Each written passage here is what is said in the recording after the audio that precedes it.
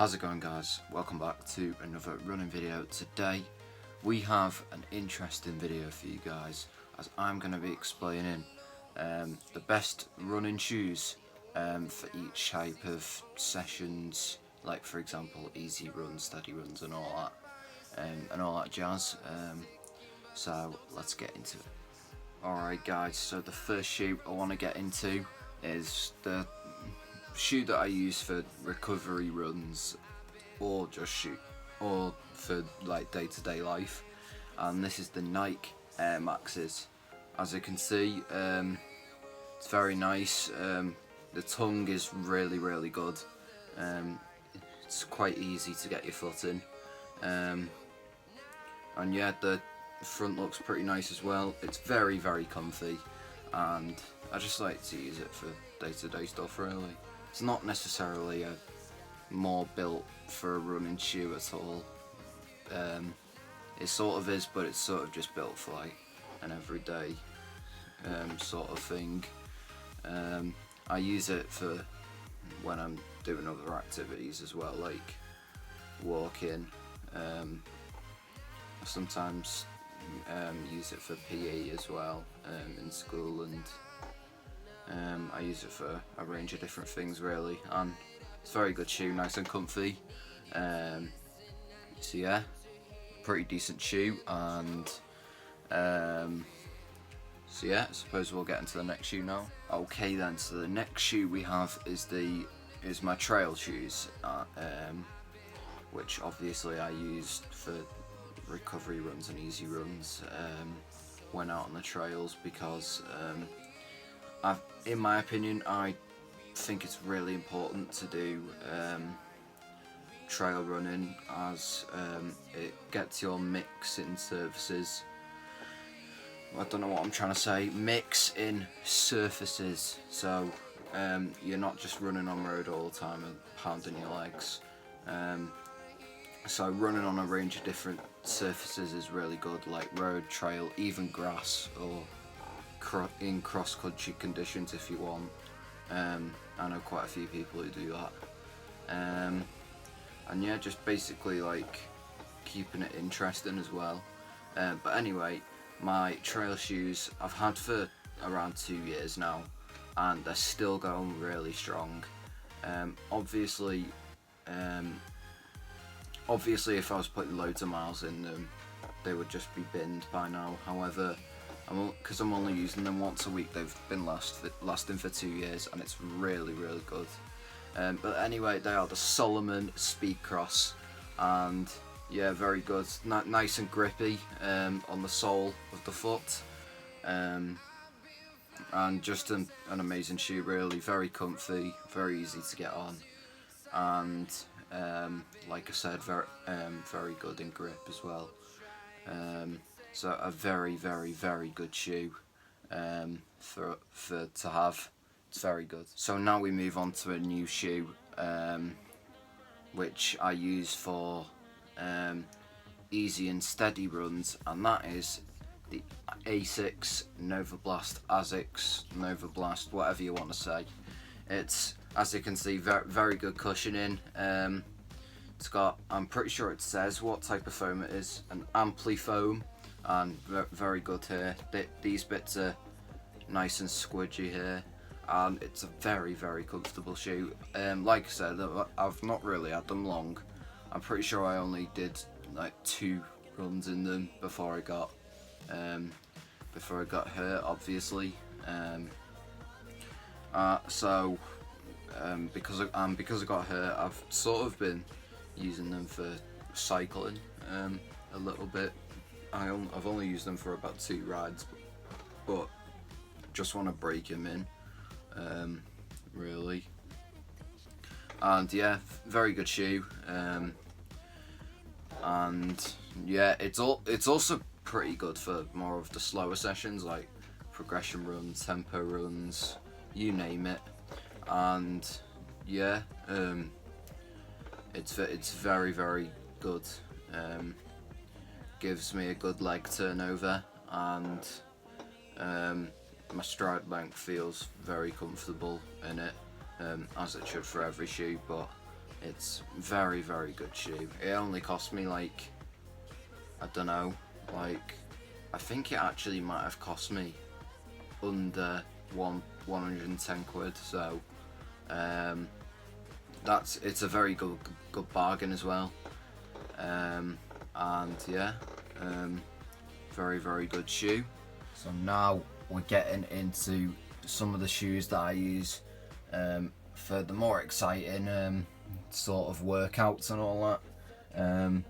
I like to use the shoe for my road sessions, so like for example my repeats and all that on the road, like I said, and my more slower, more aerobic track sessions that aren't too hard on me. And as you can see on the screen, it is the Brooks Hyperion Tempo, and if you're wondering why I'm showing it on the computer, it's because it hasn't actually come yet. However, I have pretty much ordered it now, so it should come in, well, the site says 8 to 15 days. It's obviously on delay because of COVID, and deliveries are getting slower and all that because of it. Don't really know why, but I assume it would be like for a pretty obvious reason. But anyway, £140. It's a little bit expensive, however, honestly, it's really worth getting this shoe.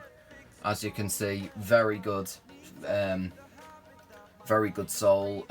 Got a nice little fibre plate in it,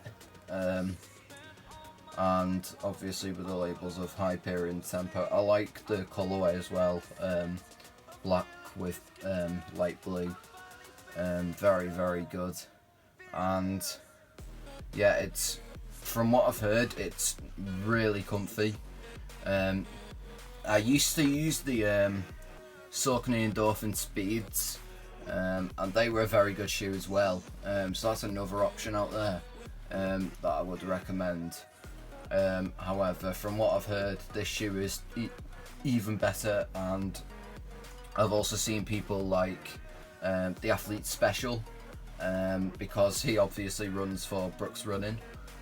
He uses the Hyperion Tempo for his sessions, and to be fair, he's been sort of bossing it in this shoe, keeping up and hitting the paces nicely.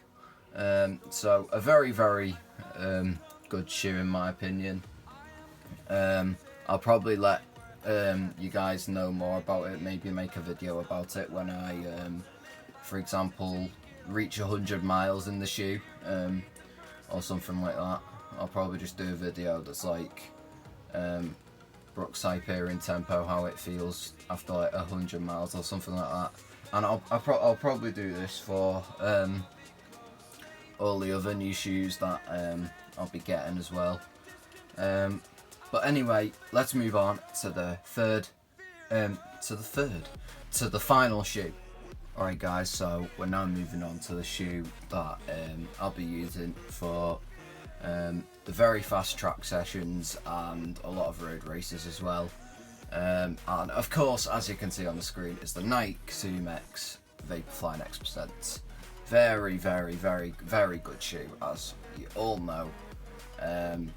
It's literally pretty much cheating. It's such a good shoe. As you can see on the screen, with this guy's movement, it's so bouncy, and yeah, the strides are just, well, yeah, like I said, really bouncy. I actually don't have any of these, and that's why, again, I'm showing it on the computer. However, I will be ordering this as well. And yeah, unbelievable shoe. Definitely going to be using it for the 5k, 10k on the road, so I can get it to so I can get some PBs, and obviously also, as most of you know, it increases your performance by 4% on average So you should be able to get PBs in it pretty easily, and it'll be great to boost your way to a fast time. So comfortable, and obviously, as I was saying it again, just so bouncy. Like, I'm speechless because it's so good. Like, I've seen so many people at my club training use it, and yeah, it's just unbelievable shoe. I actually used to use an older pair of Asics Nova Blasts as my racing shoe, but yeah, I'm a bit late to the party buying this shoe, but I just didn't buy it for a load of different reasons. I wanted to use this, use my current shoe up for the races, and I didn't want to basically waste money. But yeah, just unbelievable. Obviously got a really good carbon fibre plate, which is why you bounce up so easily. And yeah, just an absolutely incredible shoe, as I'm sure all of you know.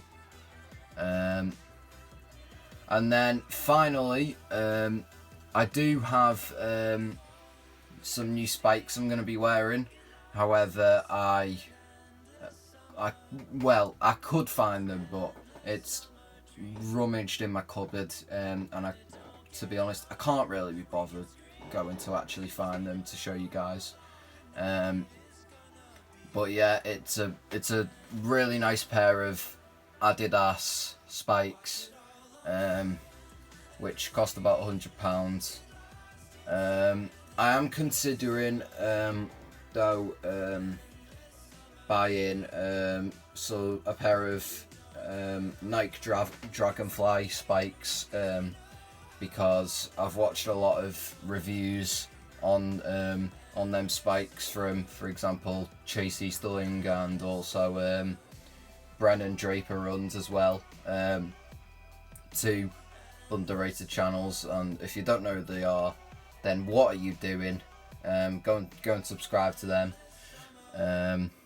because they post some really good running shoe content, and just good running content in general. But anyways, guys, that's going to be the end of this video now.